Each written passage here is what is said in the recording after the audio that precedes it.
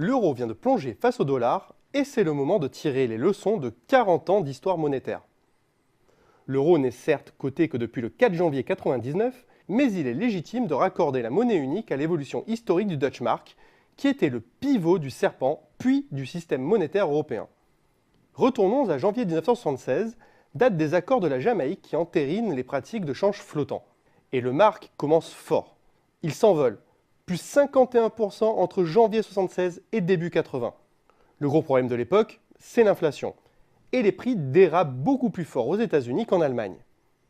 Pour restaurer la confiance au dollar et casser l'inflation à tout prix, le président Carter nomme Paul Volcker à la présidence de la Fed qui est déterminé à terrasser le dragon inflationniste.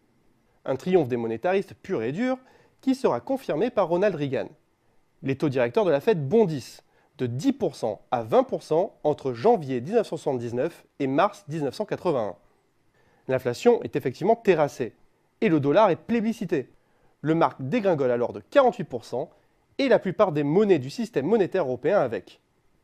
Les Européens sont piégés dans l'inflation et c'est la triple peine. Il faut encaisser un choc pétrolier, la hausse du dollar et la flambée des taux. Les économistes forgent alors le concept de stagflation. Ce premier épisode prend fin en 1985 avec les accords du Plaza. Les pays du G5 s'accordent pour faire baisser le dollar et surtout faire remonter le yen et le mark. Les États-Unis s'engagent alors rapidement dans la politique de relance budgétaire et monétaire qui lui permet de tracter l'économie mondiale. Le mark remonte, entraînant avec lui les devises du SME.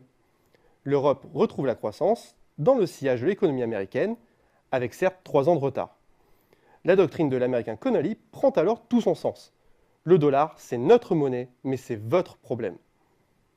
La récession de 1991 aux États-Unis va provoquer l'envolée du mark, un mark qui devient vraiment l'ancêtre de l'euro.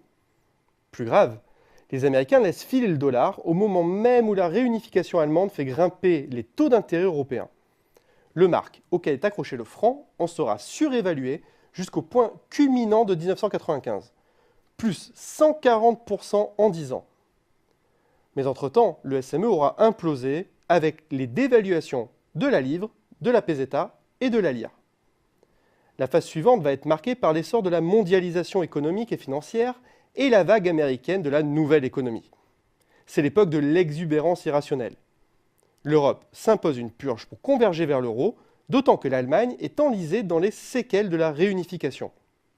L'euro-mark plonge, ce qui apporte immédiatement une vraie bouffée d'oxygène à l'économie européenne à partir de 1996. La reprise américaine, dopée par la politique monétaire expansionniste d'Alan Greenspan, va finalement se fracasser avec l'éclatement de la bulle de la nouvelle économie, la crise du Nasdaq et l'effondrement généralisé des bourses. Mais la Fed va vite reprendre l'initiative. La baisse très réactive des taux américains va rapidement entraîner la chute du dollar dès 2002. L'Europe doit donc affronter durablement un taux de change surévalué face au dollar, mais aussi face au yuan qui est pégé. C'est la flambée de l'euro, plus 80% entre 2002 et 2009. L'affaire des subprimes, la chute de Lehman Brothers et la crise financière qui s'ensuit va alors entraîner le monde développé dans la tourmente financière. De prime abord, le dollar reste la monnaie refuge et s'apprécie. Mais une nouvelle fois, la Fed va repasser à l'offensive avec une politique monétaire non conventionnelle, le fameux quantitative easing. Et bien entendu, l'euro remonte. Il est même notoirement surévalué dans un contexte de crise en Europe jusqu'en 2013. Une fois de plus, la Fed a bien joué. Quant à la BCE, l'histoire jugera. Pendant ce temps-là, aux États-Unis, confiance et reprise s'installent. Le tournant s'est probablement joué lors de la réunion des grands banquiers centraux à Jackson Hole à l'été 2014. Avec le ralentissement des émergents et le risque de déflation en Europe, les Américains craignent de ne pouvoir rester durablement un îlot de croissance. La Fed, la BCE et la BOJ s'engagent alors dans des politiques à front renversé. Quand Janet Yellen laisse entendre que les taux zéro ne seront pas éternels, Mario Draghi prend à contre-pied les politiques précédentes de la BCE et ouvre la voie vers le quantitative easing. Les résultats ne se font pas attendre et l'euro va perdre près de 20% en l'espace de 6 mois.